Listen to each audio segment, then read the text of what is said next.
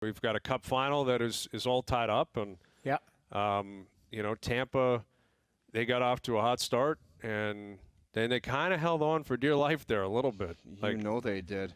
Yeah. Dallas is resilient.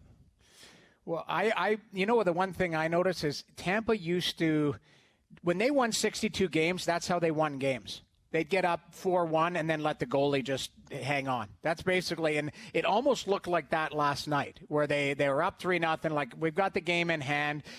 There's a shoddy, and it wasn't shoddy, but it was the right call, an offside call that changed. That would have iced the game. I think, what was it, 6 minutes left? It was an offside call that came back where they scored. Yep. So that kept it, it kept it close, where the game was over if they go up 4-2 at that point. So, I think Tampa did enough, but Dallas, they just hang around and wear you down and grind you. Like, they're not going away. I think this is going 7 games. I thought Hudobin was coming out of the net last night. Ultimately, it turned into a good choice. They didn't do it. One more goal and he was done. No kidding. But I think after the first period, Bonus goes in there and goes, guys, we're not on our game here. Let's give our goalies some help. And they came out in the second. That was a different team. I think they had 16 shots on. Yeah, they were all over all over Tampa, all over them. And it was a big game for Kucherov early, and Vasilevsky, he shut down the door in the second, like you said. And no Stamkos, which was, I guess, a little bit surprising.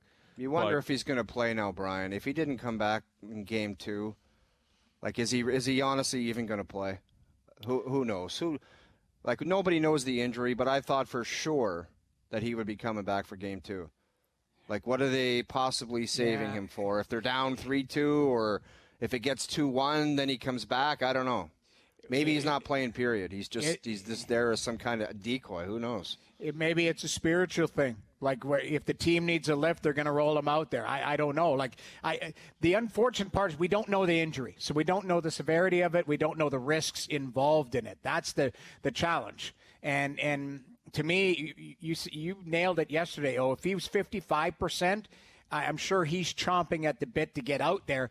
But obviously the doctors are saying, it's still too risky. Because I don't think it's Stamkos going, I got to wait till I'm 100%. I'm not going out there. He's probably trying to break the door down to get out there. And the doctors are probably saying, nope, not today. Give it another couple days. So yeah, you would think so. I mean, ultimately it comes down to the doctor. But at some point, the player, if it's something internal, it's the player who is going to make the call on how he's feeling, right? You can manipulate the doctor's decision a little bit. You can if you're like, I'm telling you, I feel fine. It's internal. It feels great. It feels better than it has in months. I can go. How can the doctor tell you no? If it's, you know what I'm saying? If it's every player tests it on the ice, and if he goes out there and says, yeah, I'm good to go, and you're actually not, what else is the doctor supposed to do? Yeah, if there's no MRI, there's no X-ray. It's basically you're good enough to skate. You tell us when you feel ready, and we'll let you know maybe the risk beyond that.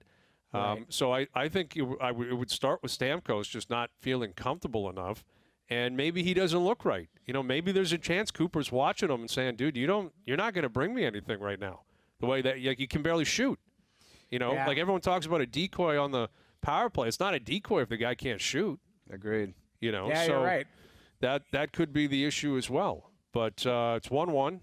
Game 3. I think this is going close to the distance. You have to believe that. It was chippy last night, nasty game. It was. And it's been impressive. And Cooper, he alluded to that after the game. We keep talking about what different teams around the league have to learn from Tampa's experiences and I guess Dallas. And last year with Boston and St. Louis, the ugly, nasty teams, over time it usually benefits them. They usually are standing at the end. Well, and Cooper that's exactly what's happening. Two things. He talked about that toughness, how you got to stay in the fight. If they pull out a gun and you got a knife, it's not a very fair fight. And he also talked the element of caring about keeping the puck out of your own net. He's like, we in the past used to love just throwing in the other net, and there was no problem with that. But until they started caring and battling and doing all that and keeping it out of their net, that's been the difference, and that's where they're at. Yeah. In the past, it was like, let's fill the net with 6 goals and we're good boys, and it didn't work. Doesn't work. Yeah, you're right. I was they're in a asked, much better spot now.